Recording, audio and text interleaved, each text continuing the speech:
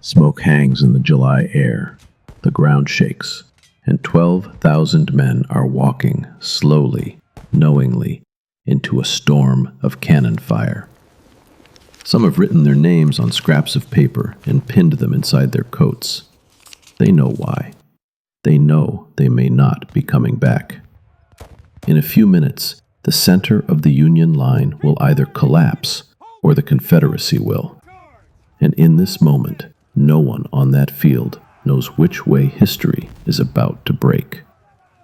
But to understand how thousands of lives came down to this one deadly march across an open field, we have to step back, just a little, and return to a quiet town that had no idea what was coming. 2 years into the Civil War, America feels like a rope pulled so tight it might snap.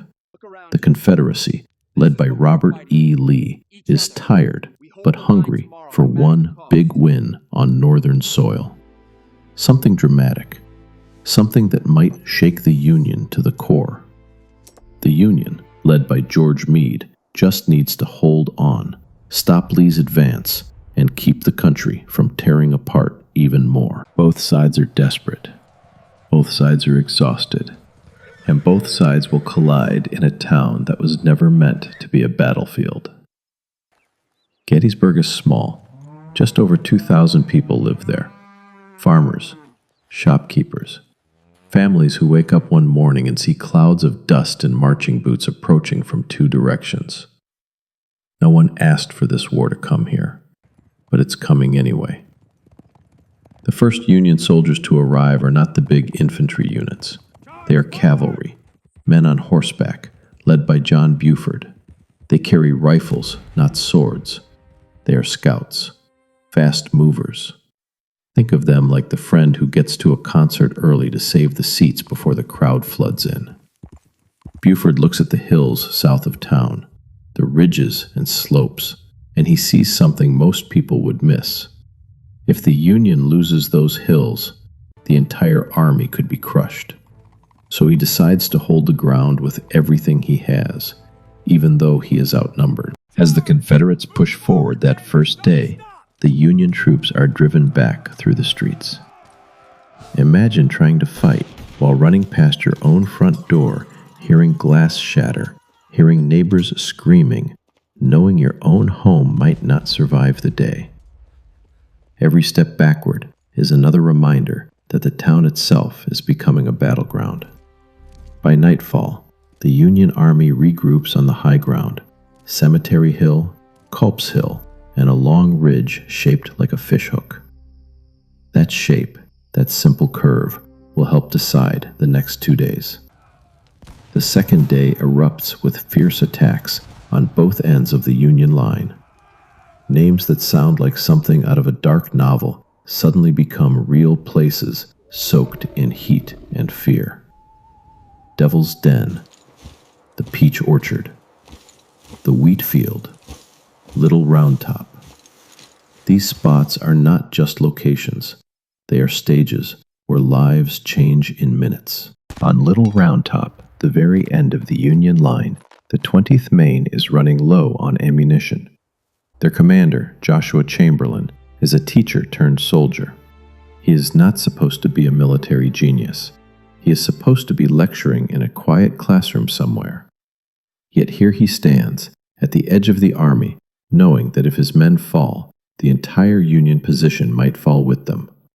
With almost no bullets left, he makes a wild choice. He orders his men to charge downhill with bayonets, steel blades at the end of rifles. It sounds insane, but sometimes, when you have nothing left, you have to do the thing no one expects. The move works. They hold the flank by the smallest sliver. Elsewhere, fields change hands again and again.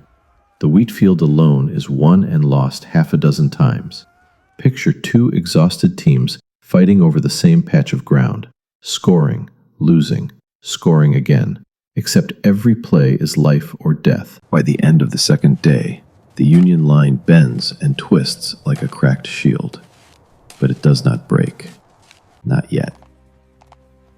Then comes the third day, and the moment we began with. Lee decides to strike the Union center, straight on.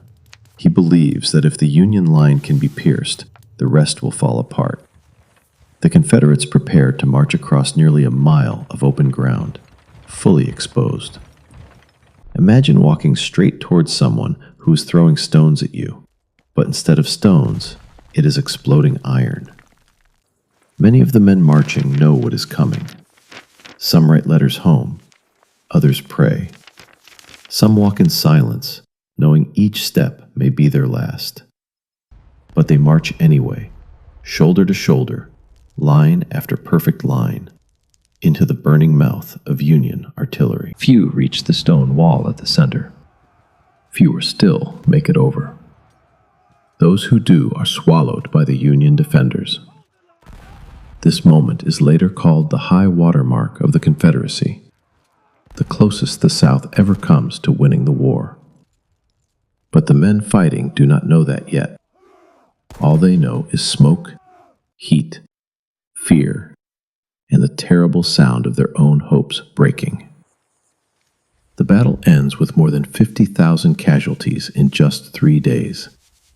To picture that, imagine a huge stadium, every seat filled. Now imagine every person in it gone, killed, wounded, or missing.